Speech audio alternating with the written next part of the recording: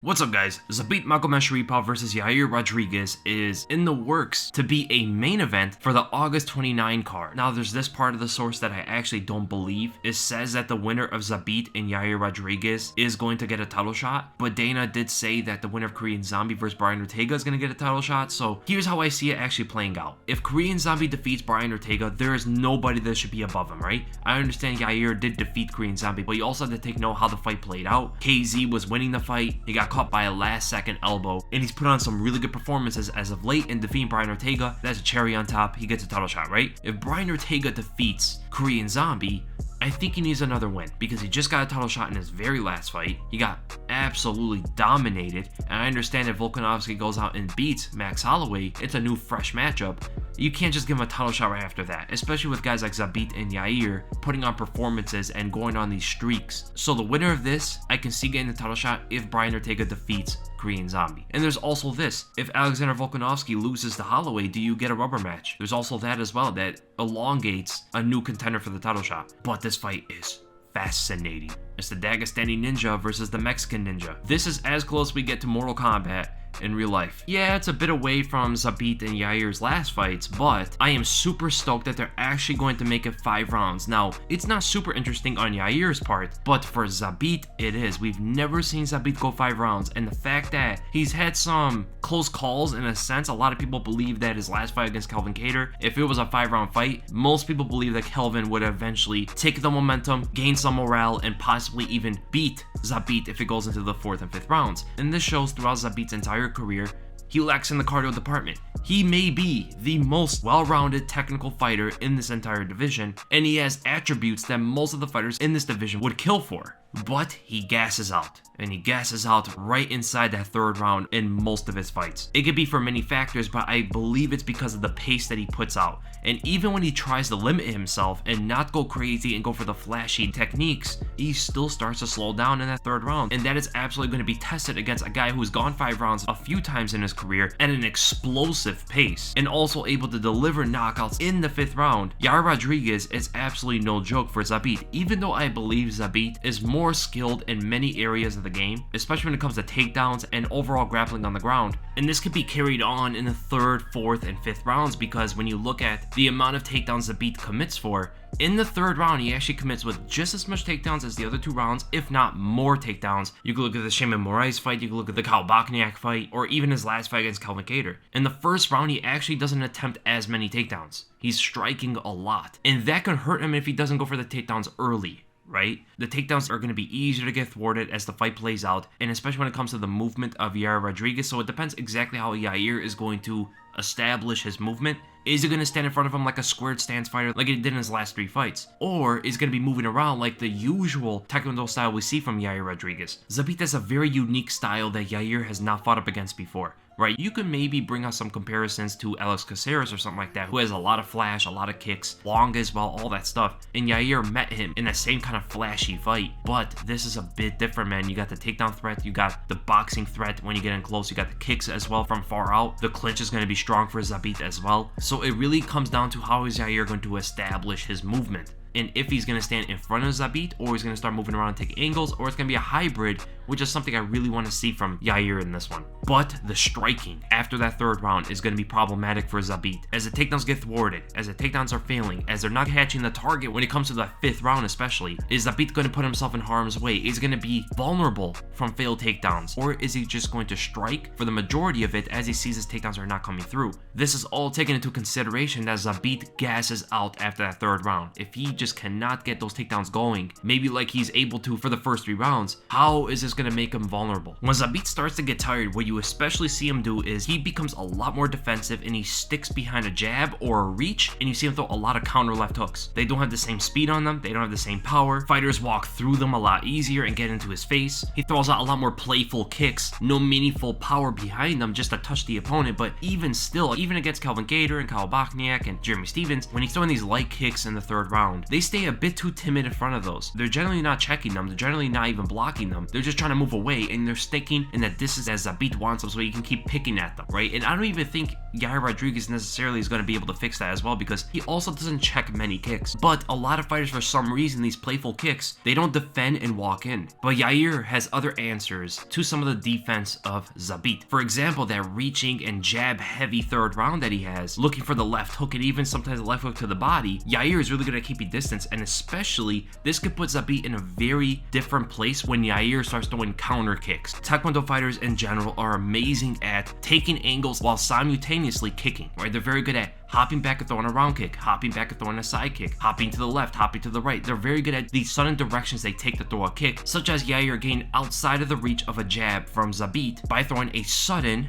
hopping round kick. Or we could say something like Yair Rodriguez takes the southpaw stance, comes in and feints, he might even throw a jab, might fake like he's gonna throw a left straight. Zabit tries to counter maybe with a check left hook or a right cross, relying on his reach advantage, but Yair hops back and throws a left body kick. Because Yair can make sudden changes of his direction, it could definitely throw off this defensive approach that Zabit takes in that third round. And this can also deal with the kicks of Zabit as well. Zabit will step in. Some people call it a pendulum step, but that can actually be very confusing. A pendulum step that some people talk about in karate and taekwondo and MMA is different than what it is in boxing. So sometimes that's why I hate using these terms, but a step in with the back foot that sometimes fighters will do, where they get the feet together and then they lift the lead leg up. You know what I'm saying? They lift the knee up, chamber the kick, and they throw it.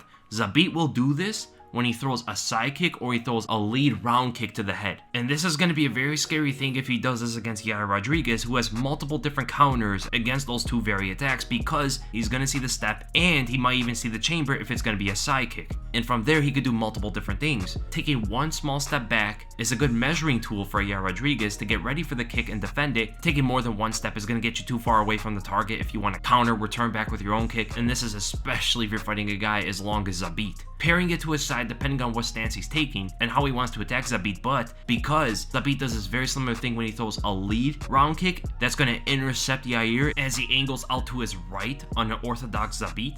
He can fall into maybe a lead round kick to the head. So after pairing, angling off to the inside, the left of Yair Rodriguez is going to be way more beneficial because it takes out the kicking threat that he can fall into fighting someone like Zabit, right? The parry is going to knock Zabit into more of a squared stance, and this can open him up for a counter lead hook kick from Yair Rodriguez or even a side kick to the body to push him away in case Zabit tries to blitz him down, and the fact that Yair is going to be closer to the right hand of Zabit. And this is just one of many different techniques that Yair Rodriguez is going to be able to use against Zabit because he comes from this taekwondo background. And even though the hook kicks, the spinning kicks, the turning kicks, the cut kicks, the tornado kicks, whatever it is, Zabit has seen these before. He has trained for them his entire life, but he's never competed up against that in the UFC before. It's going to be interesting how he's going to deal with that kind of flash that comes back at him when he's starting to slow down, because it 100% is going to disrupt and bother Zabit because Yair is not just going to headhunt, right? Like how Bokniak did. Kelvin Kattar went to the body, but he was also trying to land that big shot over the top. Yair attacks the legs and the body and the head very well with all different kind of attacks. The danger of getting caught by a turning side kick to the liver, a southpaw left round kick to the body, side kicks to the knee, spinning hook kicks to the head, most of them on the open side of Zabit. It's going to be extremely dangerous in that 4th and 5th round when Yair starts to go for that stuff. In the first couple rounds, I don't really see those landing on Zabit. I think Zabit is very technically sound on his defense, especially on big movement strikes, and this is why the early fight for Zabit is going to be even more advantageous when he's competing up against Yair Rodriguez. Yair, even though he's getting better with his boxing and he's getting better with his Muay Thai skills and keeping things a lot more basic, he still commits with a lot of big shots, commits with a lot of big movements, even though they attack with a very similar volume of output. Most of Zabit's attacks are actually small motion attacks, like he's doing these quick jabs, he's doing this quick right straight, quick check left hook moving back, the simple round kick to the leg, a quick push kick to the body. He will keep things a lot more simple and a lot smaller than what Yair is doing. And because of that, it's going to be very hard to see Yair catch Zabit with anything meaningfully in the early fight. But the late fight is going to be extremely dangerous for Zabit because those same big attacks from Yair are still going to be present. Depending on which stance Yair wants to take in the fight, the jab is going to be a problem or the right straight is going to be a problem. Yair isn't the best at parrying jabs. He's not the best at just making small movements to get away from punches. Noticeably, when you look at his Korean Zombie fight, and Zabit is much faster, I still think it's going to connect on Yair, setting him back a bit, and he's going to take some damage in the first 2 rounds. The leg kicks can possibly slow down the movement later on in the fight for Yair as well. Now, here's the mentality of the two fighters. Zabit fights really one way, but he either fights with fast pace or slow pace. He does what he does, but the tempo usually changes depending on how the fight's going, and depending if he gets drawn into a flashy fight, which this can absolutely turn into. And now there's Yair Rodriguez, who has showed us 2 completely different styles. That basic squared fundamental boxing and Muay Thai style that he took against Jeremy Stephens and the Korean Zombie. We saw that, and then previously, for his entire career, he was this elusive ninja fighter who's a black belt in Taekwondo, throwing crazy amounts of kicks. So it also depends if he gets into a flashy fight with Zabit and sees some of those flashy kicks from Zabit come out there, is he going to get drawn into that sort of fight? Well, I will have to say this. If it goes to a more of a flashy contest, Yair is going to beat Zabit eventually. And another dynamic is Zabit going to force out that kind of fight from Yair and possibly get him to gas himself out, where his basics start to take over the fight? It's an absolute fascinating fight, man. The multiple facets of takedowns that Zabit goes for is going to create a huge wrinkle as well if he's able to get Yair into more of a flashy contest, where now he's starting to get taken down and beaten up, very similar to maybe what Frankie Edgar was able to do once it got to the ground, you know? As everybody knows, Zabit does train with Frankie Edgar, which is going to be another benefit for Zabit. As we all know, that long stance from Yair Rodriguez is going to be a lot easier for Zabit to go for that low single, and also if it gets in the clinch at all, Zabit is going to have a major advantage right there. So that goes right into my early prediction for the fight. I do think Zabit is going to win. I think he has so many advantages when it comes to skill and technique, and he's a lot more confident and comfortable in most of the areas of the game.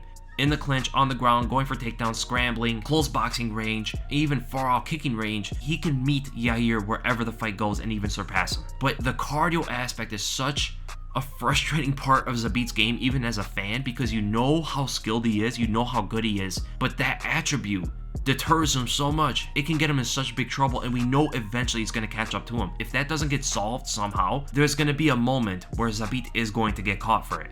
We don't know exactly when that's going to be. Is it going to be against Yair? I could possibly see it. Right, some of those crazy kicks of Yair can possibly get through in the 4th and 5th rounds. But my early prediction, I am going to go with Zabit. I think he's going to win the first 3 rounds. I think he's going to be able to stick through for the 4th and 5th, not get completely shut out, be very defensive for those rounds to not get hit by anything clean, and win on points in a decision. I can see some people predicting that Zabit submits or finishes by ground and pound or something like that within the first 3 rounds. And there are other people that believe that Yair is the guy that's going to be able to catch Zabit in the late 4th and 5th rounds. Competitive fight, a lot of stakes on the line, and I cannot wait for it.